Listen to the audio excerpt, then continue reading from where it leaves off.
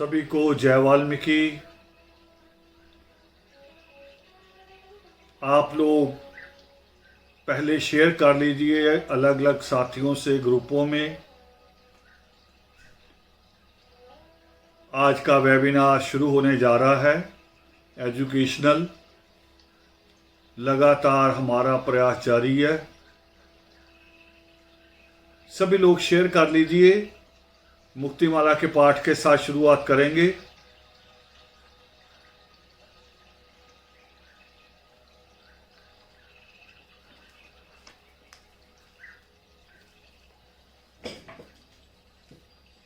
जय वाल्मीकि।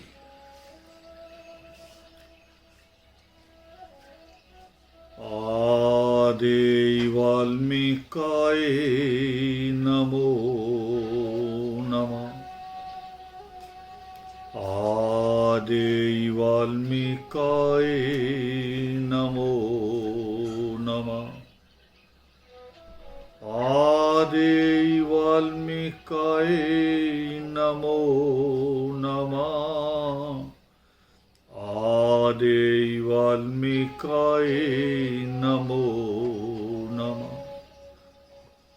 वाक्षर का वास है, लो में लोक परलोक। मां मन में जो खोजता, का कर देता मोक्ष। लेकर मन के चार ये, धागा ध्यान लगाएं। सुरति शब्द को मेल कर, तुमरा दर्शन पाएं। वाक्षर का वास है, लो में लोक परलोक। मां मन में जो खोजता, का कर देता मोक्ष। लेकर मन के चार ये, धागा ध्यान लगाएं। सुरति शब्द को मेल कर, तुमरा दर्शन पाओ। मोक्षवान गुरु वाल्मीकि की जय। जगत पिता वाल्मीकि की जय। आदि धर्म की जय। आदि तीर्थों की जय। आदि धर्म के सभी महापुरुषों की जय। जो बोले सो निर्भय, सृष्टि करता वाल्मीकि दयावान की।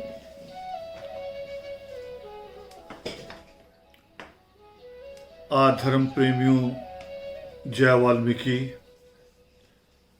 हमारा निरंतर प्रयास शिक्षा को लेकर, और उसमें हम कामयाब भी हो रहे हैं आप सबके सहयोग के साथ। हर बार हमारा आंकड़ा बढ़ रहा है। हर बार बच्चों के जो कांटेक्ट है उनके, और उनके सवाल हैं, वो आ रहे हैं, बढ़ रहे हैं। और इससे ये बहुत खुशी हो रही है कि हम धीरे धीरे अपने उस प्रयास की तरफ जा रहे हैं जो जहाँ से हम निकलना चाहते थे। हमने अपने स्तर पे जो देखा, समझा, फिर उसका समाधान सोचा। हमने जो देखी थी परिस्थितियाँ, जो हमने, हमारे पीछे वालों ने जो देखी, वो तो बहुत ही बुरी होंगी। कैसी रही होंगी हम कल्पना नहीं कर सकते। एक फिल्म आई थी गुजराती, शायद निकाल के अगर देख सको, और उसका हिंदी वर्जन भी शायद मिल जाए। गुजराती फिल्म थी भवानी भवाई। उसमें दिखाया है कैसे आगे एक मिट्टी का पूरा बर्तन, मिट्टी का एक, उसको मटका कहें, कटोरा कहें, है ना, कुछ कहें, जो आगे लटका होता था, और पीछे झाड़ू बंधा होता था, और बड़े उम्दा कलाकारों ने फिल्म बनाई थी। शायद इस रोल को, शायद मुझे अगर याद है, अमरीश पुरी ने या ओम पुरी ने या नसीरुद्दीन शाह ने, और समिता पाटिल भी इसका हिस्सा थी।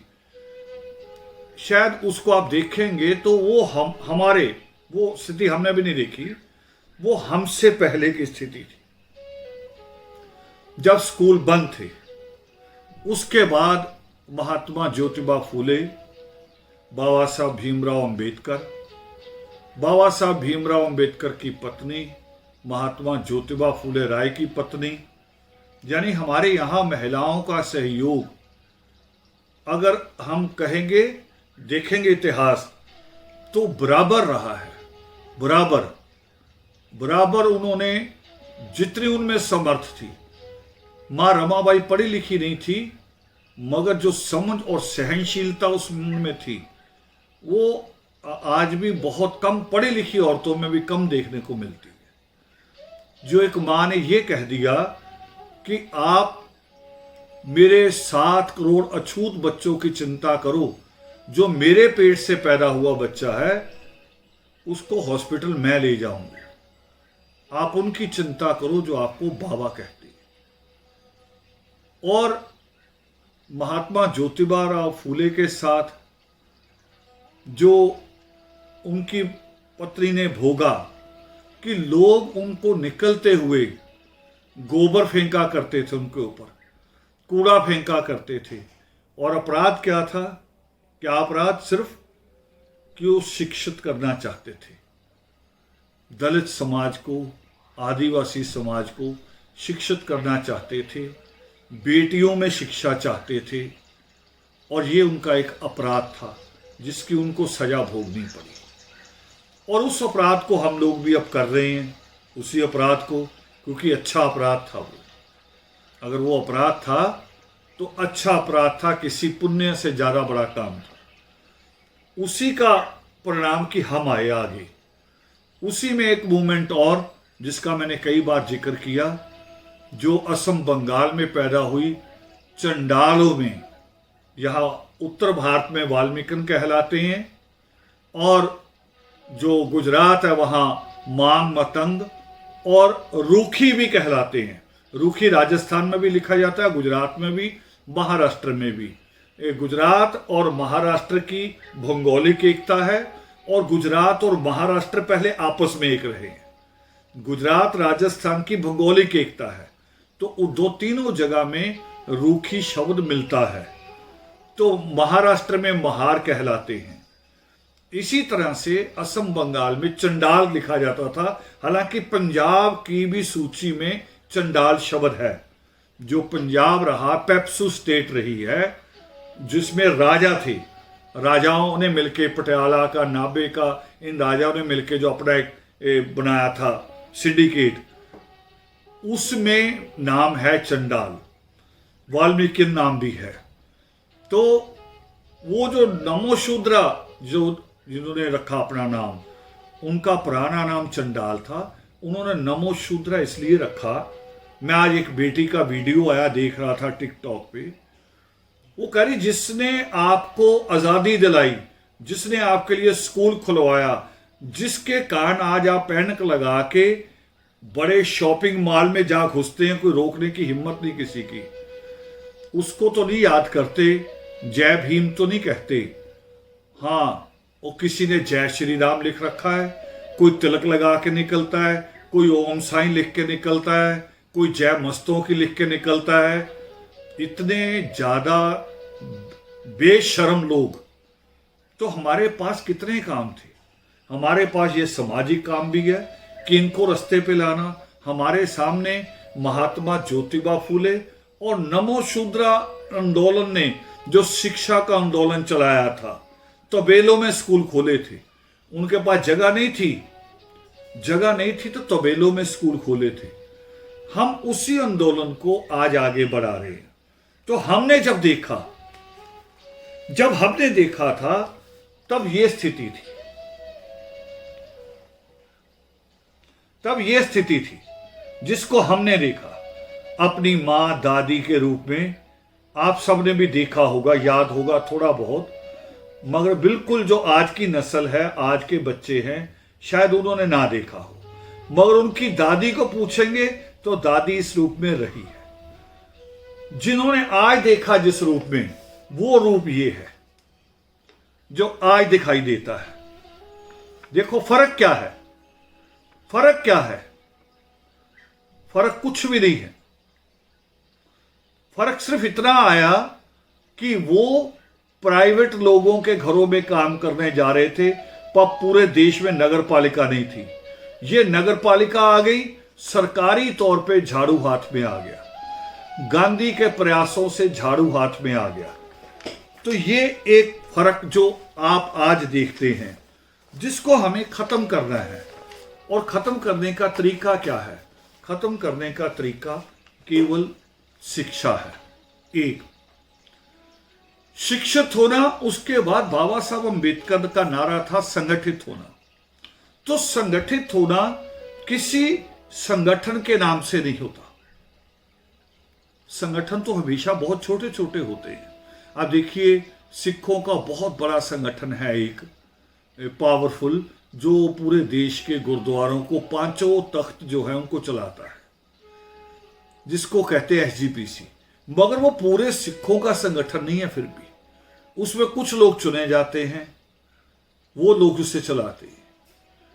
मगर केवल वही नहीं है, हिंदुओं में आर्य समाज है, शिवसेना है, सनातन धर्म सभा है, बहुत सारे संगठन है उनके बीच में। तो वो असल में, पर जिस सिंधु को आप सड़क पे देखते हैं उग्र होते हुए, वो किसी संगठन से नहीं आता, वो विचार से आता है, विचार से। तो विचार होना जरूरी है। विचार ही धर्म पैदा करता है, जिसको नमो शूद्र आंदोलन ने कहा कि जिसका दल नहीं उसका बल नहीं, जिसका दल नहीं उसका बल नहीं। हमने उस बात को और आगे बढ़ाया कि बिना कलम के बल से भी कोई हल नहीं, बिना कलम के बल से भी कोई हल नहीं। आज जो संगठन बने हुए हैं, मैं तो ऐसे संगठनों की स्टडी भी करता हूं जिनमें कई लोग लिखते हैं कि हम बहुत पढ़े लिखे हैं। हरियाणा के संगठन देखता हूं जिसमें IAS और PCS भी शामिल है, और मध्य प्रदेश और राजस्थान में भी कई जगह ऐसा देखने को मिलता है कि कई डॉक्टर जुड़े हैं, कई इंजीनियर जुड़े हैं, हमने महापंचायत बना ली है। और मगर समझ कितनी है? समझ कितनी कि करवा चौथ पे पत्नियों के सामने खड़े होते हैं कि मेरी उम्र बढ़ा दो। करवा चौथ के दिन पत्नी के सामने खड़े होते उम्र बढ़ाने के लिए, और श्राद्ध वाले दिन मरे हुए पिता को खाना खिलाने के लिए खड़े होते हैं। और पिता किसे मानते? कौवे को। तो ये एक फर्क होता है शिक्षित में और साक्षर में। साक्षर होना, किताब पढ़ लेना और बात है, उसको समझना, आपके पास बुद्धि होनी। इंग्लिश में भी इसके दो अलग अलग लफ्ज आते हैं, इंग्लिश में भी, रीडिंग करना और स्टडी करना। इंटेलिजेंट होना, टैलेंटेड होना, अलग अलग शब्द आते हैं इंग्लिश में भी। तो विद्वान होना और बुद्धिमान होना दो शब्द हैं। आप बहुत सारी किताबें पढ़ के विद्वान बन सकते हैं, यानी आपके पास नॉलेज बहुत हो सकती है, मगर जरूरी नहीं कि आप बुद्धिमान हो जाए। कबीर साहब ने कोई किताबें नहीं पढ़ी थी, बुद्धिमान थे। नानक ने कोई किताबें नहीं पढ़ी, बुद्धिमान थे। उनको पता था मुझे अपने समाज को कैसे, कौन सी बात कहनी है, क्या संदेश देना है। तो हमने भी सोचा कि इस स्थिति से, कि जिस स्थिति को मैंने अभी आपको दिखाया कि ये दो स्थितियां हैं, एक ये जो मैंने अपने जन्म के साथ देखी, जिस रूप में मैंने अपनी मां को भी देखा, एक ये जो आज स्थिति है हमारी बहु बेटियों की। अब इस स्थिति से निकलने के लिए किया क्या जाना चाहिए? किया जाना चाहिए कि हम शिक्षा की तरफ बढ़े, और शिक्षा के साथ साथ जो मैं नाम लेता हूं, महात्मा ज्योतिबा फूले का, बाबा साहब अम्बेडकर का, नमो शूद्र आंदोलन के गुरु साहब ठाकुर का, उससे और पीछे भी जाता हूं, फिर महामुनि शंबुक याद आते हैं, और फिर उससे और पीछे जाएंगे तो महामुनि शंबुक के निर्मम कत्ल की बात को नंगा किसने किया, इस बात को हमारे लिए जिंदा किसने रखा, वो सृष्टिकर्ता वाल्मीकि दयावान की कलम है। तो जो दल होता है वो संगठन कोई दल नहीं होता, दल बनेगा एक विचारों से। जब हमारी सोच, हमारा इष्ट, जो मैंने पिछली बार कही, जो कबीर साहब कह रहे, कबीर साहब ने कहा था ना, उनका एक श्लोक हमने पिछली बार पढ़ा था, उसको हमने हाईलाइट भी किया था कि साहिब मेरा एक है, दूजा कहा ना जाए, दूजा साहिब जो कहूं, साहिब खड़ा रुसाई। इसी को हम नित्यनेम में भी पढ़ते ना, इसी को नित्यनेम में पढ़ते हैं कि एक ही नाम उचारूं, वाल्मीकि रसना से पुकारूं। इसी को गुरु नानक देव जी ने कहा कि एको सिमरिए नानका, जो जल थल रहा समाए, दूजा काहे को सिमरिए, जो जम्मे ते मर जाए। इसलिए मैंने कहा था कि जो हम कहते हैं मैं गुरु और मेरी मूर्ति बनाओ, हम तो जन्म होता है और आम आदमी की तरह मर जाते हैं। कोई दबाता तो कीड़े खा जाते हैं, कोई जलाता तो वहीं उसी वक्त राख हो जाते हैं, पता भी नहीं चलता कि हम कहाँ हैं, उसमें हाथ कहाँ है, पैर कहाँ है, दिल कहाँ गया, कुछ पता नहीं चलता। तो हम नहीं है वो जिनकी मूर्तियां लगें, जो गुरु बने वो हम नहीं हैं, वो सिर्फ परमेश्वर है, वो एक ही ताकत है, उसी का सिमरन। उसी को गुरु नानक देव जी कह रहे कि दूजा काहे को सिमरिए, वो कह रहा क्यों सिमरिए, दूजा काहे को सिमरिए, जो जम्मे ते मर जाए, जो जन्म लेता है और मृत्यु को प्राप्त होता है, उसका सिमरण क्यों, सिर्फ एक परमेश्वर का, सृष्टिकर्ता वाल्मीकि दयावान का, जिनकी प्रतिमा, मैंने पिछली बार नाम लिया था, शायद ये शब्द नहीं बोला, जिनकी प्रतिमा महाराजा शंखचूड़ ने स्थापित की थी, महाराजा शंखचूड़ ने। और उनके गुरु, महाराजा शंखचूड़ के गुरु भी कौन थे, शुक्राचार्य उनके गुरु थे, अखंड भारत के राजा बने थे, जिनको जिंदर राक्षस कहते हैं, जिनकी पत्नी का नाम वृंदा था। उस मां की याद में जहां उसने अपने प्राण त्यागे, अपनी आहुति बलिदान दिया था महल से कूद के, जहां प्राण त्यागे वही पौधा लगा जिसको लोग घरों में पूजते हैं, जिसको आप तुलसी कहते हैं, उसको वृंदा पूजन भी कहते हैं, वो पौधा बना। तो ये इतिहास भी हमारे बच्चों को याद रखना जरूरी है। नहीं तो वो पढ़ लिख के अफसर बनेगा, फिर हमारे किस काम आएगा। वो तो फिर कबीर साहब कहते हैं कि बड़ा हुआ तो क्या हुआ, जैसे पेड़ खजूर अच्छी तो होती है, उसका पेड़ बड़ा भी होता है, मगर हर किसी की पहुंच में नहीं होती। तो क्या कहते कबीर साहब, बड़ा हुआ तो क्या हुआ, जैसे पेड़ खजूर, पंछी को छाया नहीं, पंछी तक को, इंसान को तो क्या, छोटे से पक्षी को भी छाया नहीं मिलती उससे, पंछी को छाया नहीं, फल लगे अति दूर। हमारा पढ़ा लिखा अगर ऐसा हो जिसका फल कौम प्राप्त ना कर सके, उसकी मां ना प्राप्त कर सके, केवल पाउडर लगी बीवी और बच्चों को देख देख के खुश होता रहे, या ज्यादा से ज्यादा ससुराल का पानी भरता है, हमारा पढ़ा लिखा ऐसा भी है। तो हमें इन सब चीजों से अलग एक अलग समाज बनाना है, एक अलग वाल्मीकि कौम बनानी है, एक अलग आदि धर्म बनाना है। शुरुआत हमने सफाई कामगार समाज से ही करनी है और की है, वहीं से करनी थी, वहीं से की है। और बाकी इस धर्म को अपनाने में, इस धर्म की अच्छी बातों के ऊपर चलने में किसी पे पाबंदी नहीं लगा सकते।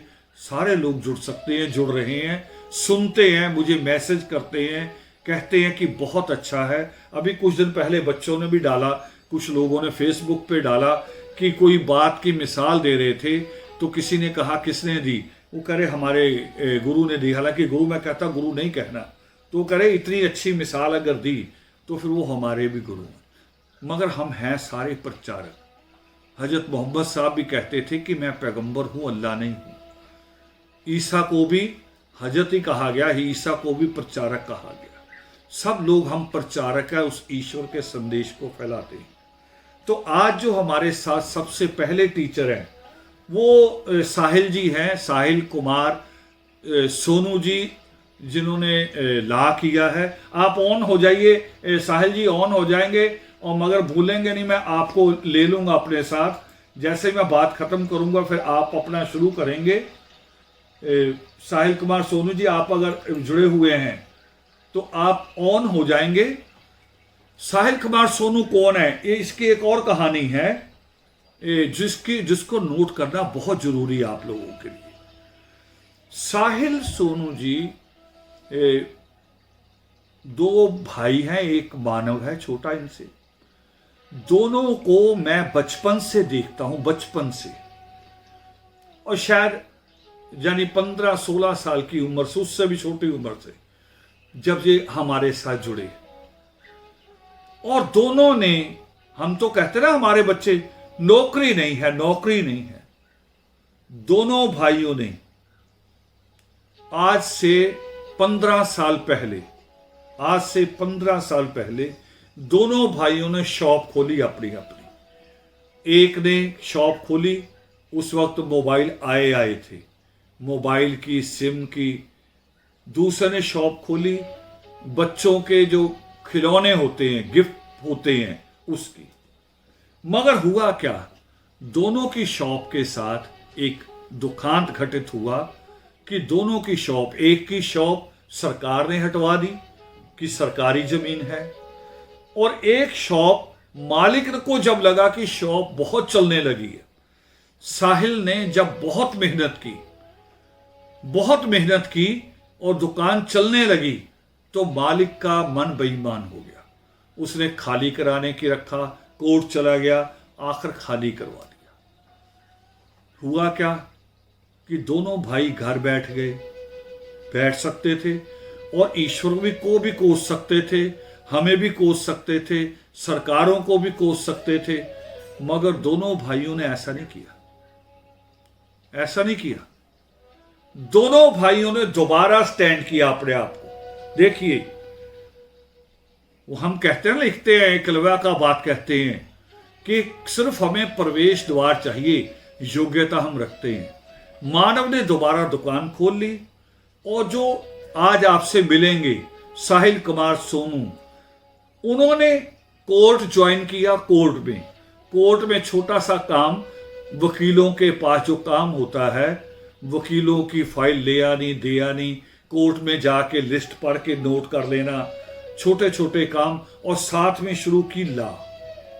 और आज पूरी तरह से वकील है, उनकी प्रैक्टिस चल रही है, और आदर्श के भी केस देखते हैं। तो आज वो आपसे बात करेंगे, क्योंकि लॉ का बच्चों में बहुत क्रेज हो रहा, लॉ की वेरिएशन भी हो रही है, लॉ में बहुत सारी चीजें नई आ गई हैं। साहिल कुमार सोनू जी बताएंगे। साहिल जी, आप शुरू कीजिए, आप बोलना शुरू कर दीजिए, लोग सुन रहे हैं आपको। साहिल जी।